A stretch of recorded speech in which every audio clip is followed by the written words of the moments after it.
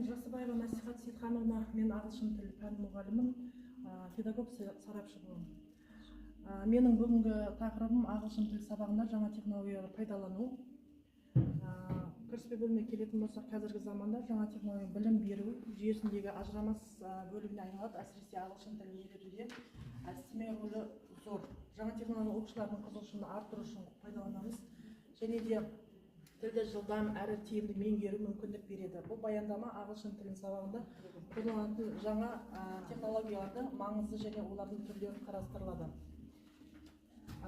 Бұл акты ағылшын тілі үйретуде ең көп қолданылатын әдістердің бірі интерактивті тақтада, компьютерде бағдарлама, онлайн платформада сабақтар қызықты әрі тиімді өтеді.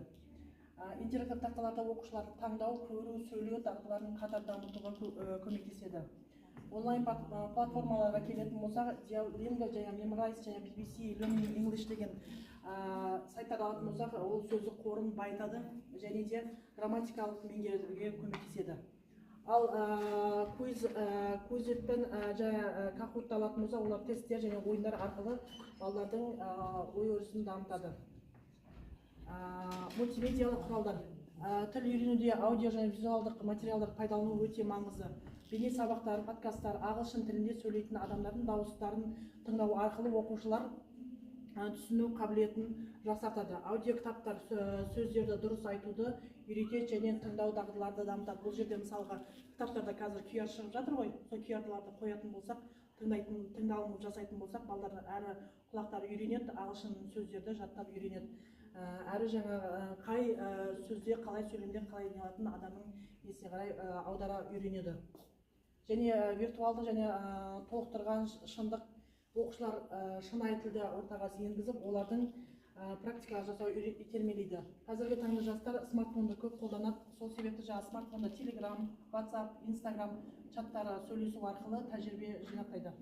Ал Game Fiction деген бар, ол бізде балдардың ойын арқылы балдар өздерін дамытады. Ойын тартып алса, сол арқылы виртуалды жұмыс жасайды. Жасанды интеллект пен чат-боттар.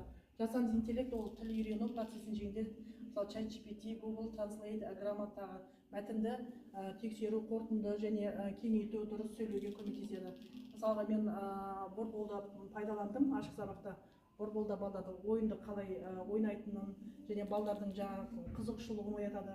Әрі балдардың көбінесе жұмысты қалай жасайтынын тақта арқылы көрсеттім. Чат-боттар оқушылар күнделікті жаттығулар жасап, сөйлеуге дағдылар жақсарту мүмкіндік береді.